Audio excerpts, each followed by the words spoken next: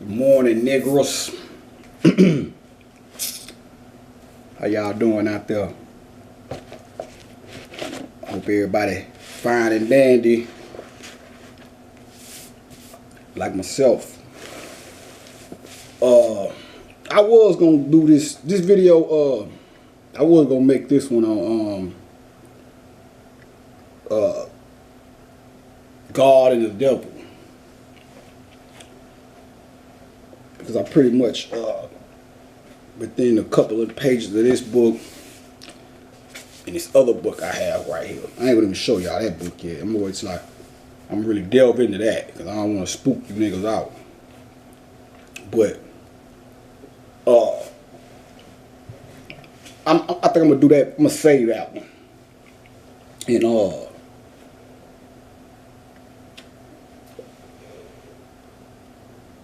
let's talk about the mental state of black people in today's times, because we have a because that's what all this minus books and lectures and all that, everything goes back to the mind. All this, everything that you view with your two physical eyes is a reflection of the mind. The minds of individuals and the grand mind, which we all are linked to, which will be called the all. Matter of fact, you need to get this book right here. This is basically the Kabbalion, or the Emerald Tablets of Hermes.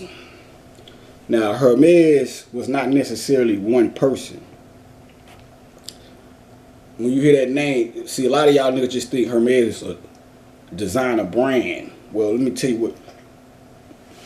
First and foremost, I'm gonna break the word down.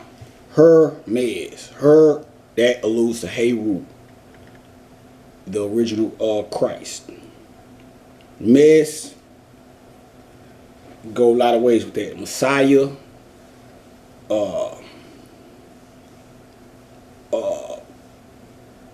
Me personally, I see it as an allusion to the mother as well, Mas. And I take even further than that. You take the word Mes, just like you got M-A-S in the Christmas. You got Hermes. Hermes and Christmas is basically the same thing. Because if Christ if Heru is the original Christ, and then you got the word Christ with Mes at the end, and I know it's a difference. E is a difference. You got M-E-S with the Hermes thing, then you got M-A-S with Christmas. But it's the same thing. It's the Messiah thing. And the mother, the M-A-S, the Ma. Once I see that within the word, that referred my mind to the mother, which makes plenty of sense, because what happens when Christ is born? He sits on the lap of his mother. This is about the mother and the son. But the Emerald Tablets of Hermes basically is the law of Tahuti, and these are laws that we put down millions of years ago, ancient times. And they survived through many different civilizations and took on many different names, you know what I'm saying? Y'all hear them, the laws of attraction, laws of correspondence and all that, you know what I'm saying? But, you know, the book, The Secret, I never read the book, but from what I hear about the book is basically what I get from that is just, you know, a remix of all these different laws. You know what I'm saying?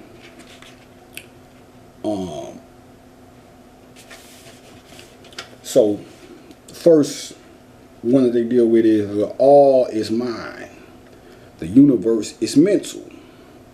You have to understand that, because everything just Just as your inventions as an individual starts in your mind as an idea and then it's manifested into a physical reality when you synthesize all of these, when you synthesize all of the resources around you that's needed to bring forth that which you are thinking about or what you're planning on inventing.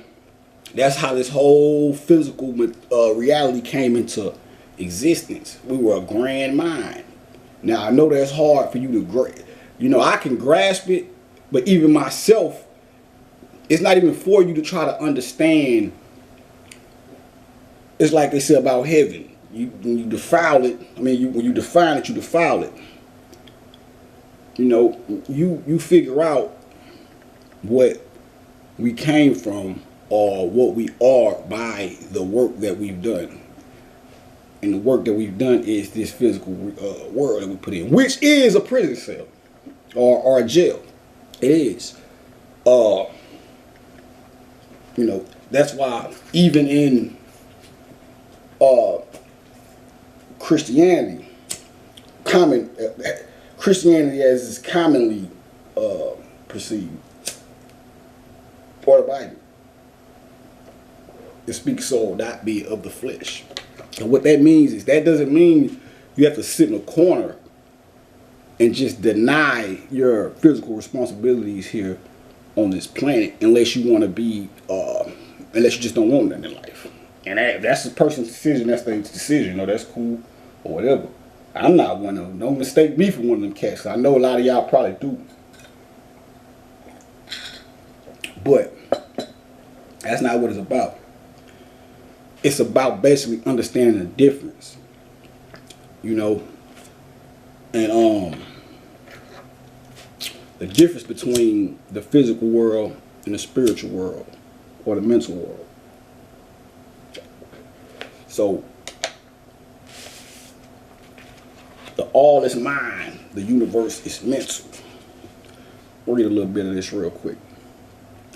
The principle embodies the truth that all is mind. It explains the all, which is the substantial reality underlying all the outward manifestations and appearances which we know under the terms of the material universe, the phenomenon of life, matter, energy, in short, all that is apparent to our material senses. Is spirit, which in itself is unknowable, and undefinable, but which may be considered and thought of as an universal, thought of as ununiversal. Oh, they got jiggy right there. Okay, infinite living mind. Okay, I see. Okay.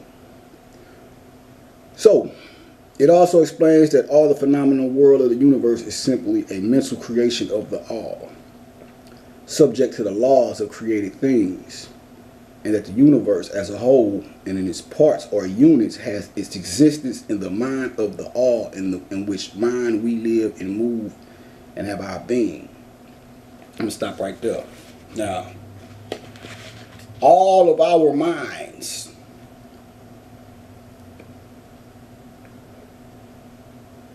as a collective whole creates one mind, or is of one mind.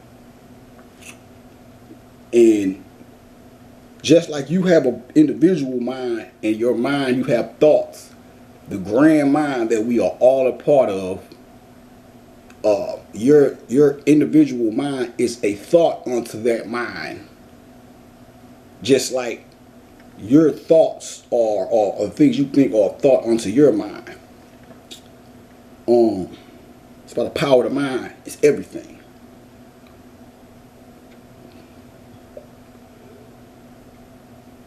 We create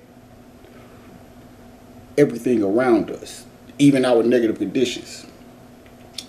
Just like you take our plight with slavery and this little thing we have with the white man and the black man, whatever. Well, first and foremost, the white man or white people were created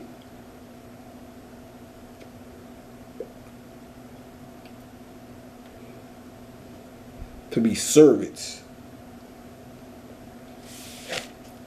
I say servants, so I won't come off as being offensive, because it's not about offending nobody right now.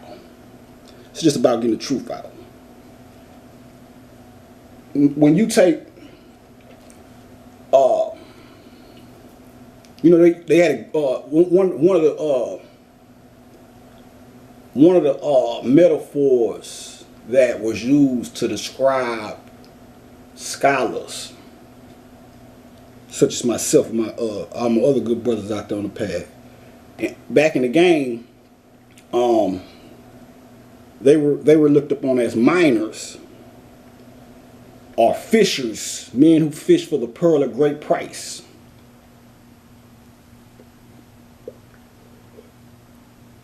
Or biters, because biters dig beneath the surface to get the jewels, because that's where the jewels lie. Even with your physical body, the real you is buried within this physical matrix that you call your body, and it's outside your body as well. But the inner you is just like when you see me calling myself the sun, or me and my brothers within the Nation of God's Earth. And really, it's not even exclusive to Nation of God's Earth, Nation of God's Earth. But that's the nation, speaking with the modern times, that's that really pushes that understanding of the black man being the sun, the black woman being the moon, and the kids being the stars. And it's all interchangeable, because the black man is the black woman. The black woman and the black man are the children. The children are the black man and the black woman are the parents. It's all interchangeable.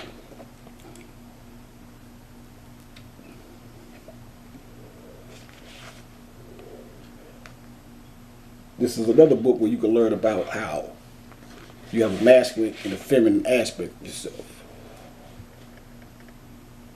So the black man is the black woman, and the black woman is the black man. It's just that the man, the physical man, is predominantly masculine. And his feminine side, he's born with his feminine side repressed or depressed or whatever. You have to tap into your feminine side. You have to learn what that is, and learn how to cultivate that part of you, so you can deal with so when you interfacing with situations or experiences or information or whatever that speaks to that part of you, you'll know how to deal with it and still maintain your context as a man. And it's vice versa for women, because what I see is a bunch of people that who don't have any balance.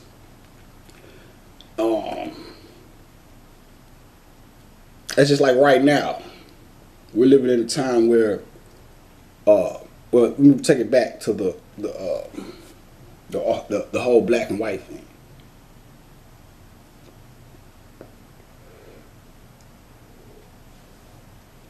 Slavery was a condition that we created for first and foremost, we created white people to. That's why my enlightener once told me, because within our lessons, it says, who's the colored man? It says the colored man is the white man, grafted skunk of the planet Earth. Now that's what the Nation of Islam. That comes from the supreme wisdom lessons of the Nation of Islam, which when Father Allah broke away under whatever circumstances, he took those lessons, and instead of making people have to go through as many physical life changes that they had to with the Nation of Islam to get this information, because to get to that level of information within the Nation of Islam, you had to clean all the way up. You had to put on suits, stop smoking, stop drinking, blah, blah, blah, blah, blah, which was good for a certain type of people.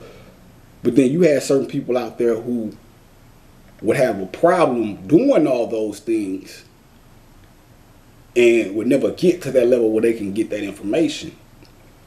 But you had a group of people that who would struggle to get to that information through all the who would struggle with having to do all those things, who, if you would just give them the information straight up without putting them through all that, the information itself would transform them. That's how I view. That's one of the reasons why I feel it. I feel like Father Law broke away, and there's many different versions of why he left. Some say he left. Some say he was kicked out. Some say, read a book called In the Name of Allah. I can't remember the author's name. You know, because when I tell a lot of people I'm a 5%, first thing they do is go Google and go on YouTube or whatever. And you'd probably be better off going on YouTube and looking at some videos by some of the gods. But even with that, you know, because everybody doesn't see alike. So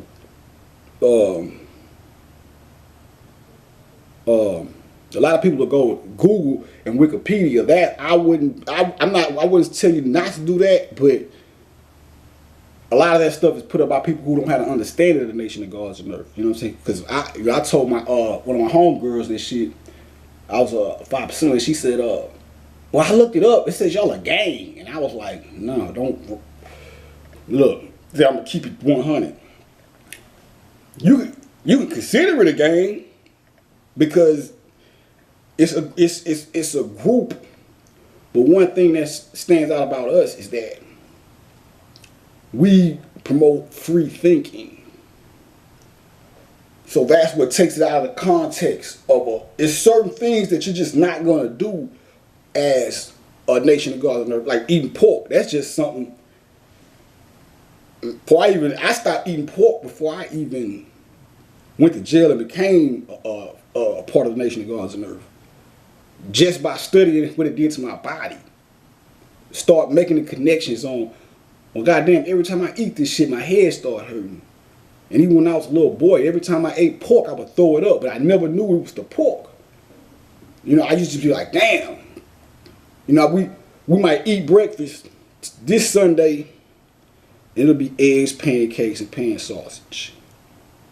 I eat that shit, and it'll be good while I'm eating it, and then like 30 minutes later, I feel the urge to throw up, or maybe throw up. That's when I was little. Then as I grew older, the throwing up ceased, or it came to a minimum, but then I started having these headaches and shit. And the first thing that turned me away from pork was I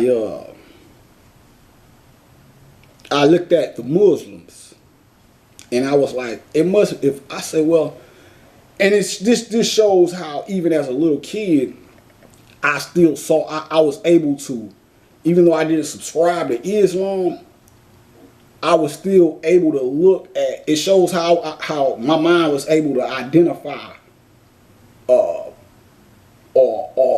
consider things that consider certain ways of life that wasn't necessarily my way of life, but consider the culture, I should say.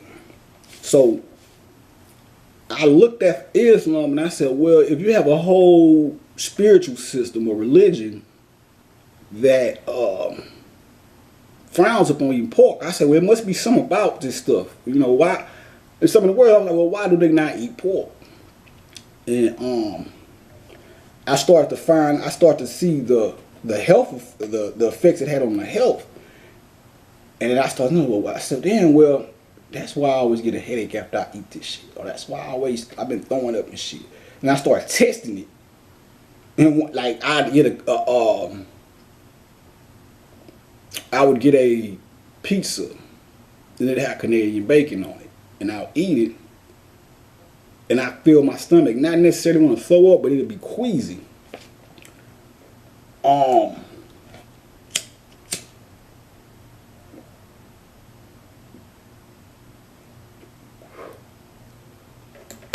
So I was like, okay, did I eat a pepperoni pizza?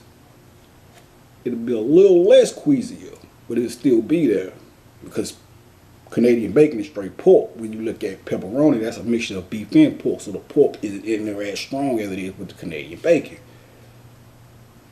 So I just started, paying attention to the way my body react to this food, and I was like, nah, this shit is not good. And I told one of my homeboys that shit. He was like, man, I feel you, but I can't, my ribs, man, I gotta have my ribs.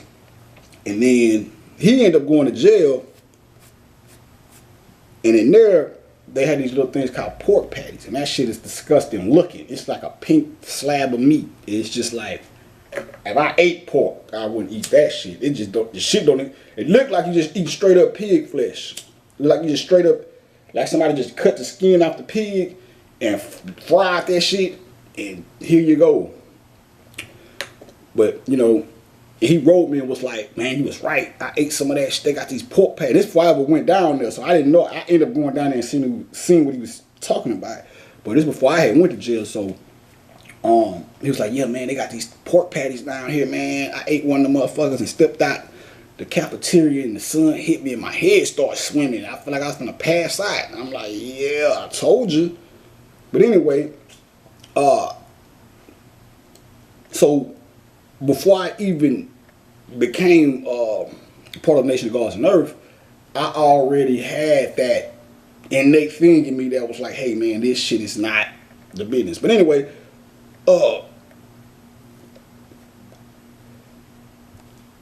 we promote free thinking, and so now I forgot what the fuck I was going with that, but anyway, it'll come back. But anyway, what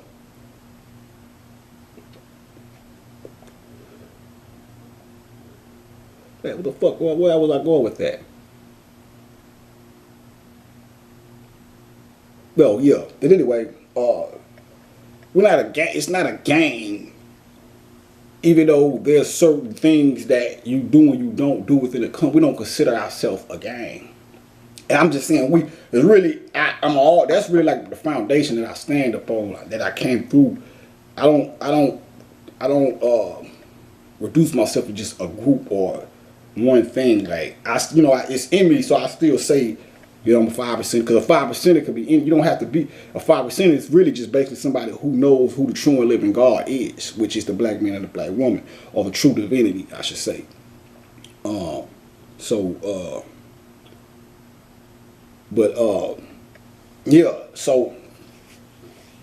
that book will kind of give you it basically kind of loosely chronicles the life and times of Father Law and the Nation of Gods and Earth. And I feel it's a good book to read if you want to get a little more familiar with that school of thought. But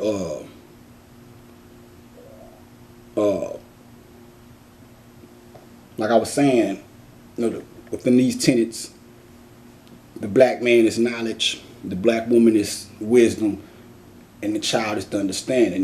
The black man is the manifestation of knowledge. It's the thought. The knowledge that is in the knowledge is in the darkness. You know what I'm saying? It's the thought before the thought is manifested. Wisdom is the manifestation of the thought. So knowledge would be me thinking of something, and then wisdom would be me manifesting or speaking on it or speaking it to existence. And the understanding would be the understanding that I'm trying to born within the wisdom. A lot of people have knowledge, and then they make it into wisdom when they speak it, but they don't have an understanding of what they're saying.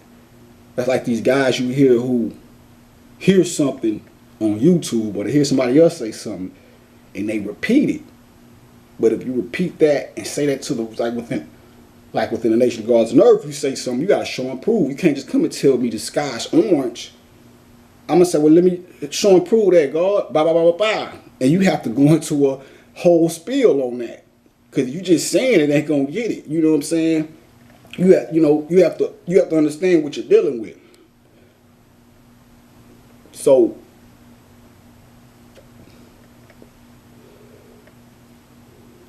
Just like when you hear me say, or us say the sun. There's two suns. That sun you see in the sky, that's Ra. But you have Amen Ra. See, Ra is the physical sun. Just like Osiris, you might say, well, Osiris is the sun. It's like, no. The sun is a metaphor of Osiris. Osiris is the actual energy that the sun emits. So when you see the sun in the sky, that sun is just to let you know there's an energy that is working within you. Your soul is your sun. Your personal sun is your soul. That's what you're here to cultivate through knowledge of self. Knowledge of self is to know all things in existence. Everything there is to know is within you because everything came from you. So when I say that, I'm not saying that if a nigga walk up to you and ask you some type of weird ass geometry question and say give you the answer, I'm not saying you're gonna know in a sense of know that we use and be able to just give it to them. But you could find out if you dedicate yourself to finding it out. But you would have to ask yourself, is this worth my time? So nigga come up and ask me some shit that I don't give a fuck about, I'ma tell that nigga, you got it, buddy. I could probably find out if I wanted to, but I don't feel like that's gonna do nothing for me, at least right now. Now maybe 10 years from now I'll think about the question, like, well, let me get the answer to that. But as of right now, it holds no weight with me. So it all comes back down to a sense of perception. Do you perceive this as something I need to dedicate mental power to at this present moment in time to try to figure out? But everything there is to know is within you. That's just like even when you criticize people, which we all do. You have to be careful with that. That's why my enlightener said, when he broke that degree down, he said, grafted skunk of the planet Earth. He said, but don't call them that. He said, because they come from you. So if they're the grafted skunk of the planet Earth and they come from you, well, what does that mean? You have that in you. And the whole reason we created the white man is to show all of those, everything that we say the white man is bad for, or we call him, all the reasons why we call him bad or whatever, all that shit existed within your ass off the rip. You know, before he even came, we was fucked up. Like my nigga Panic was saying. You know, we was fucked up already. We were already declining. But that's what we do. It's what's called build and destroy. You decline and you fall. The further you fall and the harder you fall, the higher you rise. So right now we're in commission of rising back. But it's not. See, but when we think about rising, we're so disconnected from understanding spirituality. The first thing we think about is money or physical things. Or we need a black man in the office. We need more money. And I'm not saying that ain't the truth either. You know, but more so than the physical material things that we deal with in life, this shit is, you have to raise your mind up first. You know what I'm saying? So the first thing, just like with money, you give $1 million to a fool, somebody who's not trained or haven't come to a training within themselves on how to take this money and invest it and do things that'll make more money, the fool gonna fuck it off. Give him $1 million, gonna go buy it. Just like the average mentality of a nigga these days. And nigga is a good word. I'll get to that later, but he will go buy a $300,000 car trying to keep up with the Joneses. Probably go buy a $300,000 house, spend $200,000 on some fucking ice and shit. And if maybe start a business. You know what I'm saying? But see, me, you give me $1 million. I understand it's work that need to be did to make this million into some more millions. Fuck keeping up with the Joneses. I'm not trying to put up in a better car than Puff. I don't give a fuck about who has the flyest jewelry. As long as when I put my chain on and I jump in my little $50,000 car and I hit the streets and I'm fresh to death, as long as I'm cool and I can hop out and get that little mama like, hey, what's up, baby? Bat, bat, bat, bat, bat, bat. You know what I'm saying? I'm good. I don't care how many hoes you fucking. I don't care how many people you got rocking with you or who thinks who's the flyest. Long as I can get out and operate and do what I need to do, I'm good. But see, if you look at the entertainment thing, rap in particular, you know, I study that, so I always bring it back to that because you can learn a lot. You can learn a lot from a dummy. Buckle your safety belt. And I know you rap niggas ain't gonna like that, but I'm gonna give you the business today, boy. You look at these guys, man. So a lot of them go broke. The competitiveness of all this shit. That's what's wrong with the world too.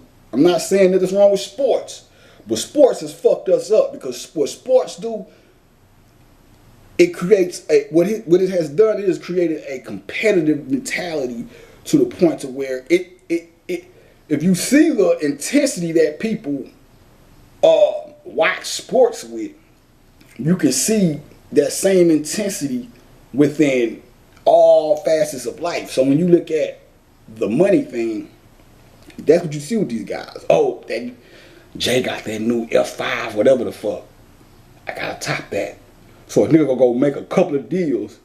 He probably make enough money just to get that goddamn car Jay got.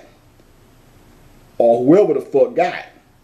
I just use Jay because we look at him as the ballerish, the most balling nigga around. You know what I'm saying? I'm not shitting on him, but then I'm just giving you an example. A dumb nigga will go and do a deal just to get that car and then be right back at the financial situation he was at before he had that car. Just to put up or take a picture in a magazine and say, yeah, I done it too. That's idiot. You know.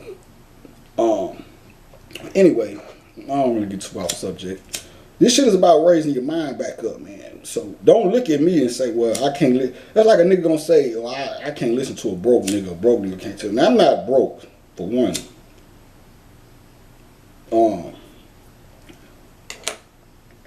But let's just speak within the context of this shit here now. A nigga look at me and say, I can't listen to him. He don't got no money. He stays with his parents. I don't stay with my parents, but I once did not too long ago. You know, this is the first apartment I ever had by myself. But a nigga will say, I'm not listening to him. He don't have no money. Now, if I'm trying to tell you how to make investments and be a businessman, and I can tell you how to do that shit too, with no money, to a certain degree. Now, I'm quite sure if Bill Gates or somebody was to step in the room, you'd probably want to talk to him more about the money thing than me, because he navigates within the business world. But some of this shit is just common sense.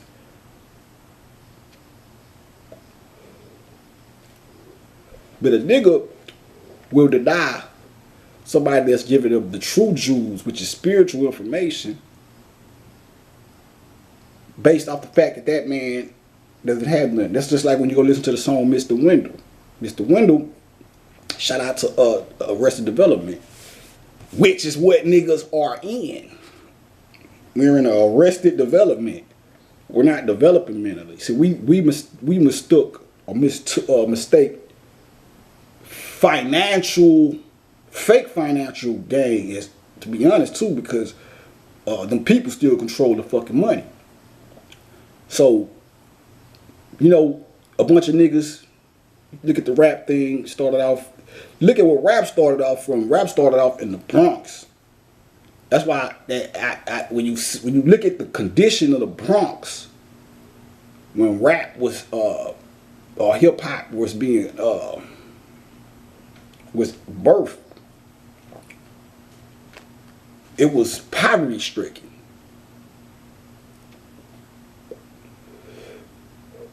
Hip hop's home is the ghetto. Now, hip hop as a whole, when you look at it on the main stage, has left its home and forgot where it came from.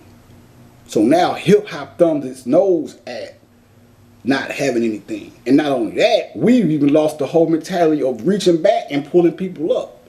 Because if we didn't, answer this, why is there so many millionaires and billionaires within rap?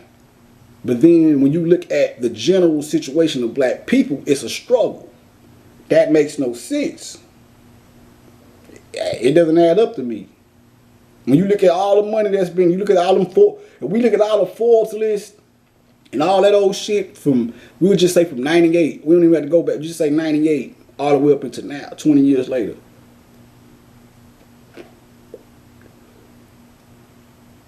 It's a lot of money being made. A lot of billionaires have been made. A few billionaires have been made. A lot of niggas who had millions and fell off. But there's still niggas out there eating. That's what they saying. What y'all niggas saying in y'all songs. I'm just going off what y'all saying. Cause I know the real deal. Well, if you ask me, you niggas, it's on an allowance.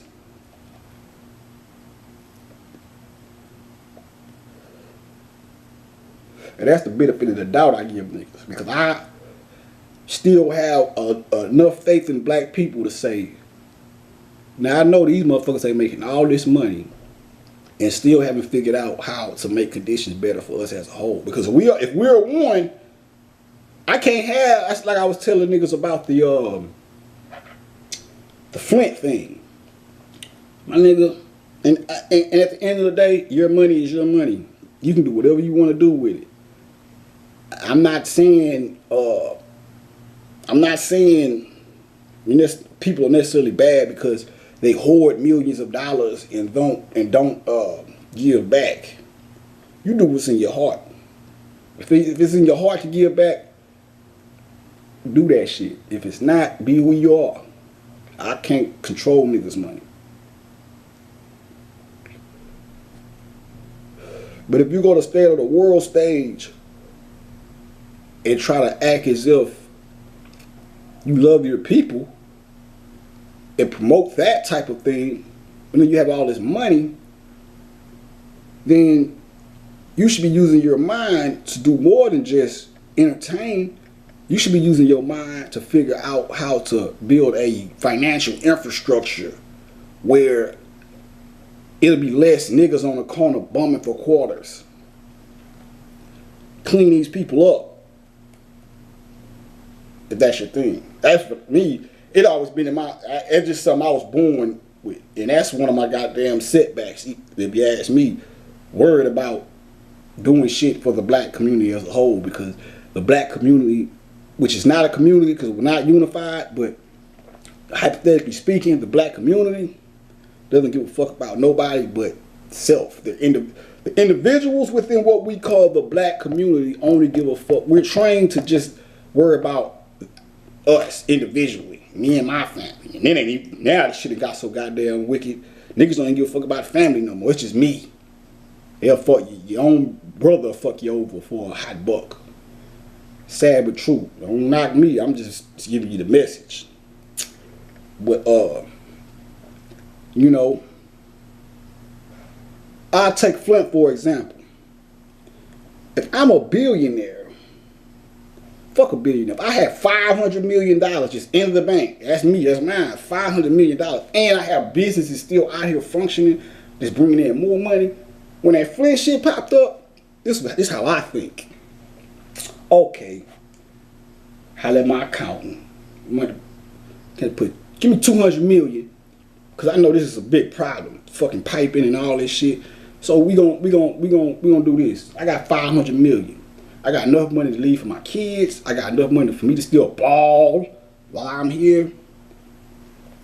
Take that $200 million, put that in this account over here, and we're gonna see what's going on with these people. But see, I'm not just gonna be alone though. So if I'm an influencer, me doing this, the act of me even doing this is to influence others to do this to whatever degree they can. Everybody not gonna be able to do the 200 million thing, but there's a lot of other niggas out there claiming they got money and businesses and millions of dollars. So I should be My 200 million should be a good kickstart.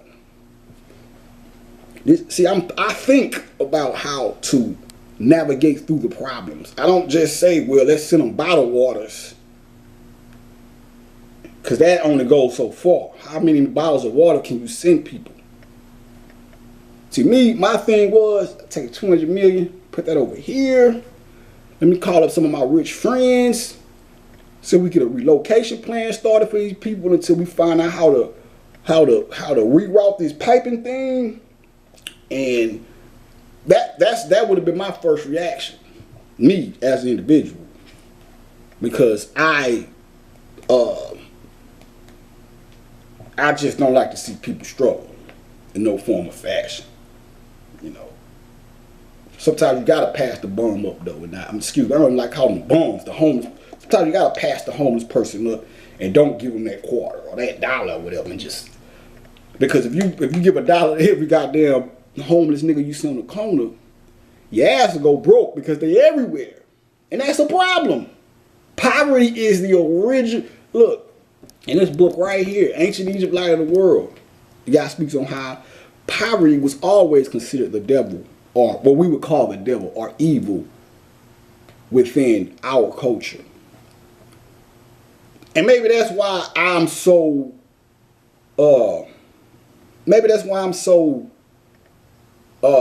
against it.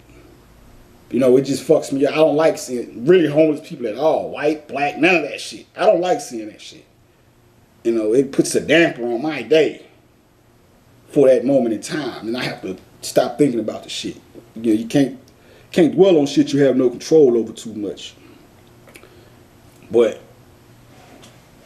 I would call up some of my rich friends like, look, man, because if we can parade around this motherfucker and brag about how many cars we got, the jewels and all this shit, then we can take some of this goddamn money and create a better situation, you know what I'm saying, to whatever degree possible for motherfuckers. And then it's not just with money, because you could take a homeless person off the street and give him $1 million. But if he's not trained mentally to be able to be a productive citizen and understand how to function, he's going to blow that. So what does that mean? That means it's deeper than money. That means that you use the money not only to build people up financially, but you use the money to actually rehabilitate the mentality of people.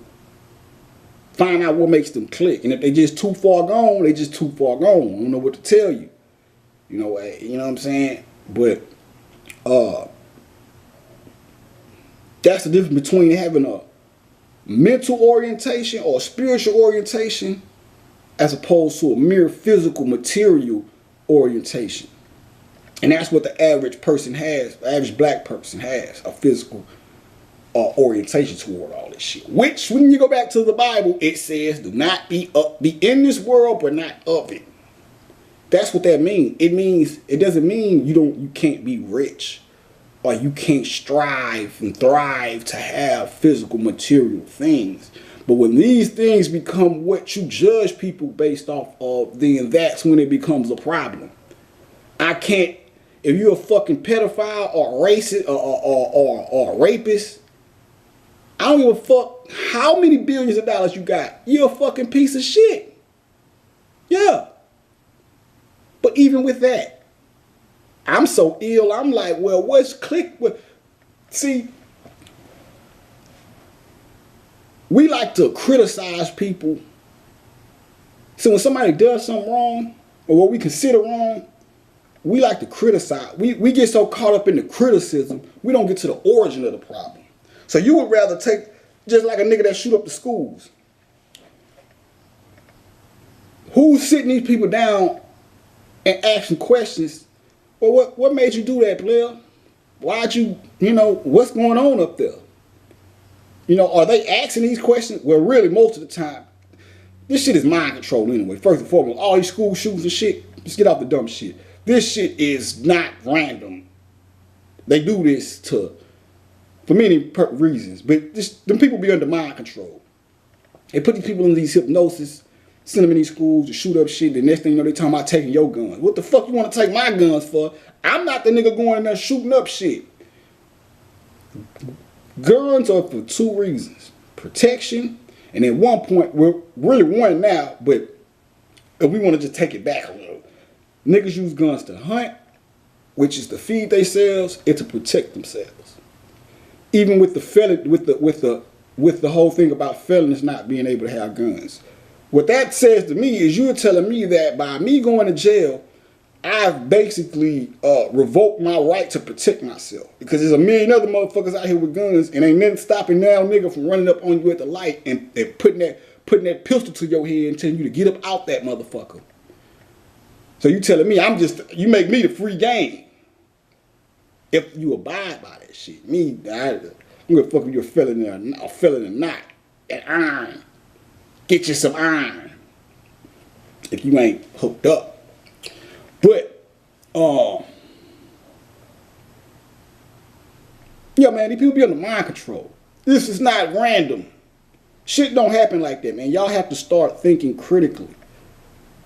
You know what I'm saying? These people be under MK Ultra mind control and shit. A lot of these mind control, everybody's under some form of mind control. Mind control is, I'll give you an example.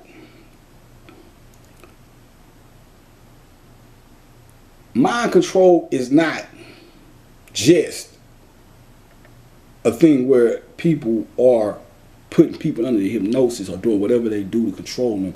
Mind control is just what it is. Mind control. Give you an example. The physical world mind controls you. If I step outside and it's 0 degrees, well, my mind is controlled for me to step my ass back in the house and put a coat on. You know what I'm saying? That's mind control. So, just to show you that it goes deeper than just within the context of humans using mind control to manipulate and do wrong things to other people. But mind control is what you do to your kids. You see your kid doing something you don't want them to do. You spank the kid and you cause the kid to identify that spanking with that action. So the kid is like, well, the last time I did that, I got my ass whooped, so I'm not going to do that again. And some buck the system. We know nothing's black and white. So that's a form of mind. That's how mind control works. We all use mind control in some form of fashion. But where your heart is centered is where it determines how you're going to use mind control. Whether you're going to use it to be a fucking maniac, or you going to use it to try to keep some order around this motherfucker, or whatever. So, all things are referable back to the mind. So, who's sitting these people down and saying, we're just hypothetically speaking, because the motherfuckers that authorizing this shit know what time it is. But I'm gonna just speak from the perspective of the good old American people or whatever. When did you sit these people down and figure out why they doing this? What is possessing you to go in here and kill kids? What is this? You know, we don't do that though. We don't look at we don't take the time out to explore the minds of the people that are so-called doing these things that are frowned upon within society. You know what I'm saying? But hip-hop has been exposing it for the longest time now. We tell you all the time within the music, I sell dope because I can't get a job. I can't get a job because I went to jail. There's no rehabilitation in jail. They have programs that are, they have rehabilitation type programs within prison. But from what I saw, they're not aggressive enough. You know, and not aggressive enough. It's just another school thing, rote learning and all that. You going there, yeah, stay out of trouble, this or that, whatever. But it's not aggressive enough. Jail's supposed to be a thing of rehabilitation. These niggas are not coming out rehabilitated. Niggas are going in that bitch and learning more ways to be fucked up. You know what I'm saying?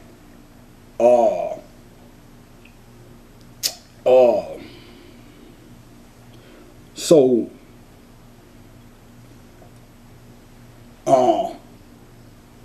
we have to learn how to start investigating the origin of our problems, not just bashing the surface part. You know what I'm saying? If you're not even trying to figure out what the fuck is making a bullshit person click, you damn near don't even have the fucking right to sit there and chatter on and on and on and on and on about them for whatever the fuck they did.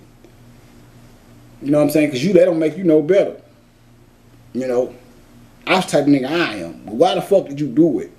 So if I could figure out why you done some dumb shit, even if you're stuck in your ways, I can find out a way to stop a million other motherfuckers from doing some dumb shit by correcting the mentality in their mind. Positive education always corrects error. Peace. You know what I'm saying? So, and even with that, like I was saying earlier in the video, you ever heard that phrase, when you point one finger this way, four is pointing back at you? Yeah, because everything, every thought form,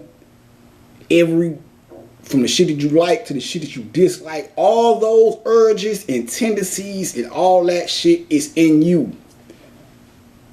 So when you point at the rapist, yeah, he's fucked up. I'ma say it too. That's some fucked up shit. But all that, he's a part of you. We're one. We're one. So that's the fucking part. It's a distant part. It ain't me as a person or you as an individual, but if we're one, and that's a diseased mentality, we need to find out the fucking cure. Instead of just sitting around saying, yeah, he's a fucked up guy. Or he's a murderer. You're a murderer, Nino. That's all niggas want to do is, you're a murderer. And then you turn around and go do some shit that's fucked up too. And, but you still think your shit don't stink. Just like with the whole white man thing. Like I was telling you what my son said, or what my enlightener said. The nigga said, don't call him that, because he's like, that's the Nation of Islam thing. We, in so many words, he didn't say it in these words, but what I got from it, what he was saying was, since the lessons within the nation of God's and earth, when we built on that degree, what we see now is that there's a part of us that we crafted from out of us so that we can get an actual physical manifestation of all the things that are wrong within us, but we can see it through the actions of these people. You know what I'm saying? So that's how white people serve you, whether they know it or not. Racism are hoax. Now, I'm not saying it's not people out there who are not trained to dislike you based off of your color, or trained to, or people are not trained to stereotype you based off of lies they've been told all their life. Go read I think it's J.A. Rogers, Superman to Man, excellent book. Two dudes, a black and a white guy, they on a train sitting next to each other. The white guy's quote unquote racist. And he's sitting here trying to tell this black guy all the reasons why the white man is superior. And every time he came with something, the black guy bust his head wide open. Well, you can't say that because the black guy was educated, really educated. Not the fake education. This nigga was bad, you know. Every time that white man says something that was supposed to sustain or that was supposed to promote white superiority or white, what they call it, white supremacy, which is a hoax. That is, look, it's not about bashing white people, but we just being honest. The black man, the black woman is the most high. We're God. We're your God.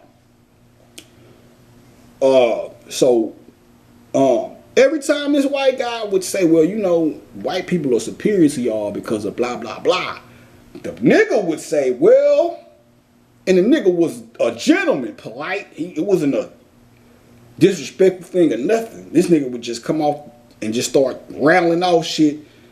Well, you can't say that because we did this and bang, bang, bang, bang, bang, within the context of what they were saying. Not just a general, you know, the nigga would be like, well, we're better than y'all because we did this. The black guy, within the context of what the white man would put forth, he would deal with it within that context. He wouldn't even start talking about some shit that wasn't related, our greatness that was unrelated to the conversation. He would stay within the conversation. So if the nigga was, just for example, I can't, because it's been a minute since I read the book, but if the white guy would say, well, we're superior than y'all within baseball because of blah, blah, blah, blah, blah, the black guy would stay within baseball and show this nigga, well, you can't say that because blah, blah, blah, blah, blah, blah, blah, blah, blah. And long story short, by the end of that goddamn, the white dude was racist. He didn't like black people. By the end of that book, the book ended with the end of the train ride, if I'm not mistaken. At the end of that train ride, that white man had a whole different view. He knew, so many words, he knew he wasn't superior to that black man based off of the knowledge of self that that black man was dropping on him. And I think they became friends at the end of the book. So,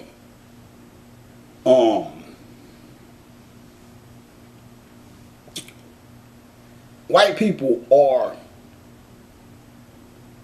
a reflection of the lowest part of black people. And I know that sounds fucked up, but it's like the great Bobby Hemmett once said. I call him that. He probably don't want to be called the great, you know, because we try not to be condescending with this shit, but you know what I'm saying? I love the nigga.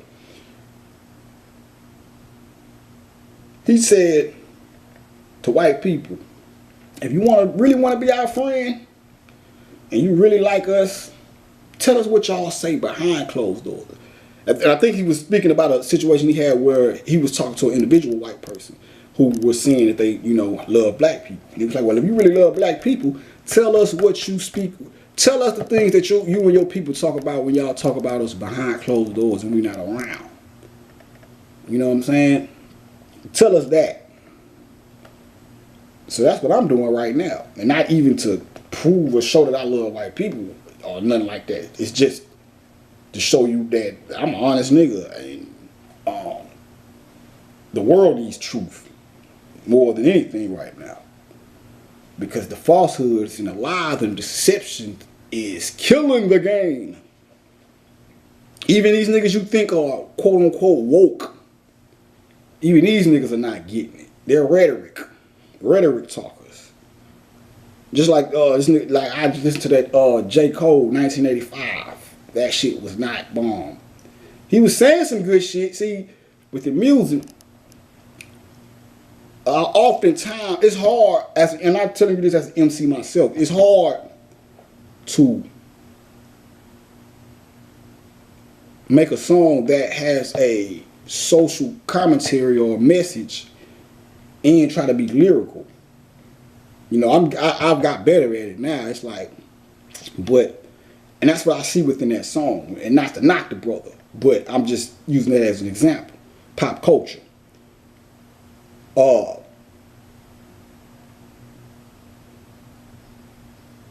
I heard some version of it on YouTube. I don't know if this is the real version or what, but it's like, I don't know if he's speaking the shit all slow because the mumble rappers are rapping fast and you can't understand them. So he's doing the opposite. So he's rapping real slow so you can understand what he's saying and blah, blah, blah. Whatever it was. I was like, yeah, he's saying some real shit. But as far as musically appealing, this is not appealing to me. I'm like, nigga, all this dragging and shit. I'm like, God, that is not the bomb. You know what I'm saying? That's just my opinion, though. We're all entitled to that. But he said something. He was like, niggas say they woke, but they broke. Keep this shit separated.